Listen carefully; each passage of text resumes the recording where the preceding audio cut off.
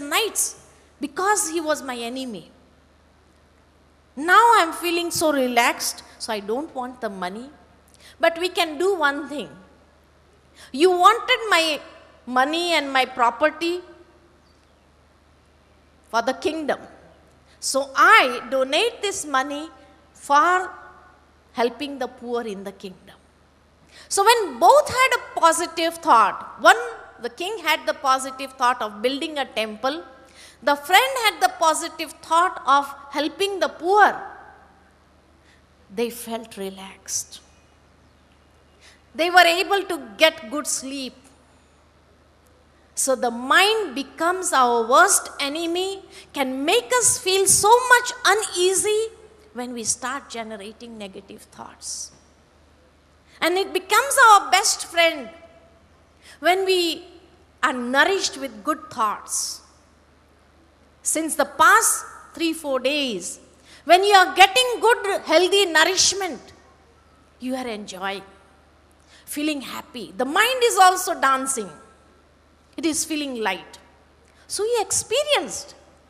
And supposing if I talk about politics here, there, you feel, what a boring subject she has taken up. Gita is such an interesting subject and she is talking out of the way. You won't come the next day. You'll say, well, I don't have time. And here some people are coming morning and evening. Morning 2 hours, evening 4 hours. Getting good nourishment and feeling so light the whole day. How is the whole day? Excellent. Best. Because your mind has become your best friend. So it is giving you all the happiness. And when it becomes your worst enemy, it gives you all the sorrows and sufferings and makes you upset and makes you stressed and you feel so uneasy. This is what we have all experienced. So this is what God says to Arjuna also, that when you are absorbed in the remembrance of the Supreme Soul, you are beyond all the dualities, the dual experiences you get in your life, because you have won over the mind, you have made your mind your best friend. And so then it becomes easy to control the senses also. Once the mind is your friend, it is easy to control your senses. It is not difficult at all. Then he says, a yogi who is contented with his spiritual knowledge as well as the experience of the soul, such a conqueror of senses has equal vision towards mud, stone, gold, and is able to deal with people of various natures by feelings of equality. Means nothing can fool him. Even if there is gold lying or even if there is some mud lying, he would not get upset by seeing that mud. He would not get attracted by seeing that gold also. Everything is equal for him. Because he is getting something so rich, that these things are just like nothing in front of that treasure which he is receiving. And even towards all human beings, his feelings are of equality.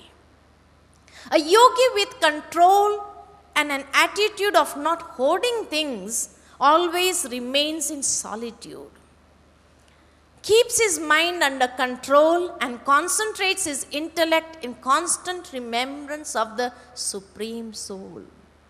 So these are the various characteristics of how he can keep his mind absorbed in the remembrance of the Supreme.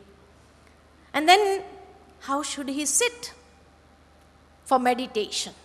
Very clearly explained in the 6th chapter. One should place his mat in a pure place of solitude with internal peace. The first thing, he should clarify all the confusions. Whatever thoughts are disturbing him, clarify those thoughts.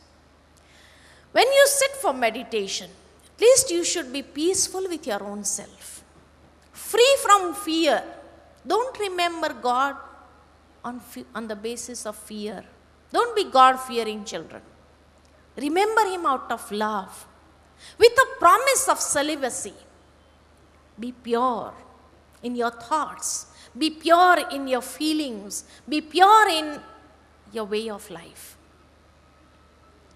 He should sit upright with determination, keeping his mind, senses, and action in control.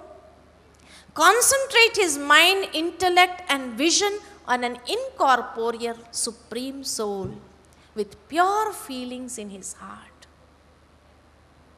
Beautiful method of how to sit in meditation. This yoga is accomplished only with ideal food, because food has a great impact on our thoughts. As is the food, so will be the thoughts in your mind.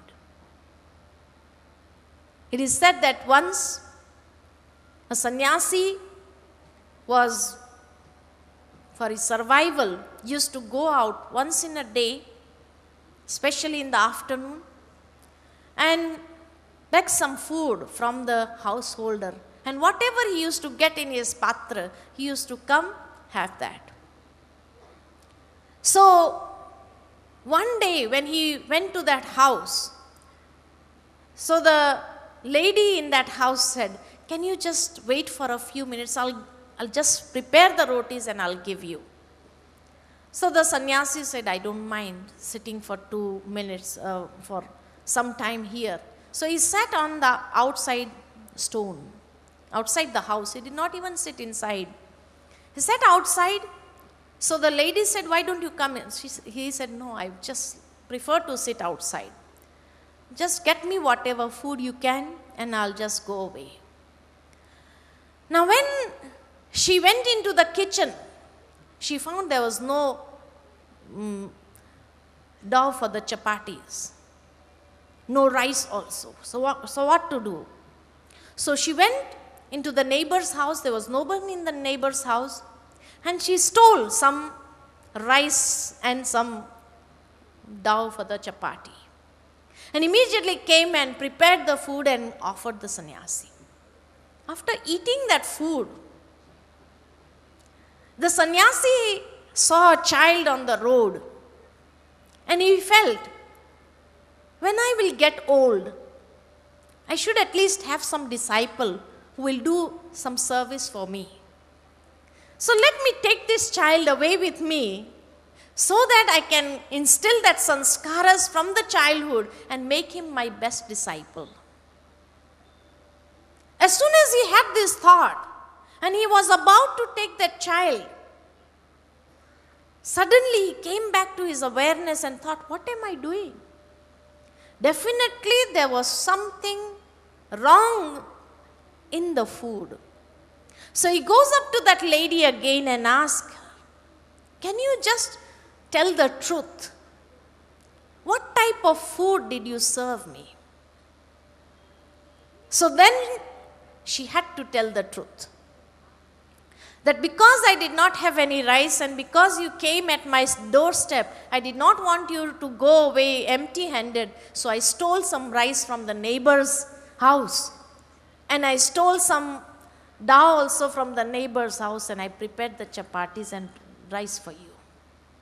So then he realized, yes, because I ate that food which was stolen, I had this thought of stealing.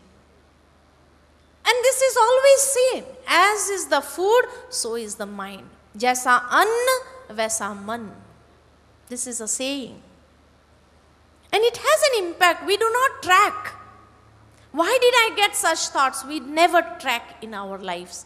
But if we start tracking, why did such thoughts emerge? Then it will be very clear that how the food is also affecting the state of mind. So if I want to concentrate in my meditation, the food should be ideal. And even the leisure. Ahar and vihar. These two things have to be paid attention upon. Your vihar should also not be such which wanders your mind even when you are sitting in meditation. And your ahar also should not be such which constantly wanders your mind. So the yoga is accomplished only with ideal food and leisure, right gestures in action, and balanced sleep. Not too much, not too less. Balanced sleep and state of awakening. This is when some people ask us, how many hours should we sleep if we want to do meditation, and which is the best time for meditation? The best time for meditation is Amrit Vela, morning hours, which are compared to nectar, Amrit. It is known as Amrit Vela, that is the time for nectar for the soul. And which is that time? The Amrit Vela starts from 3 o'clock to 5 o'clock. So then some people have this thought, then when should we sleep? How can we get up so early at the middle of the night? It's not early. But according to the science also, it has a scientific reason. How? This body is made up of the 5 elements of nature. And the 5 elements of nature, they also awake and sleep in cycles. After the sun sets, we never pluck flowers from trees. We never disturb trees. Why? We say they are asleep now. As soon as the sun has set and is a little bit dark, the plants also, they go to sleep. What do we mean by they go to sleep? That they change their cycle, they start producing carbon dioxide and they start taking in oxygen. And at Amrit Vela, their cycle again changes. 4 o'clock, their cycle starts changing from 3 o'clock onwards. So when their cycle changes, they start producing oxygen and start taking in carbon dioxide.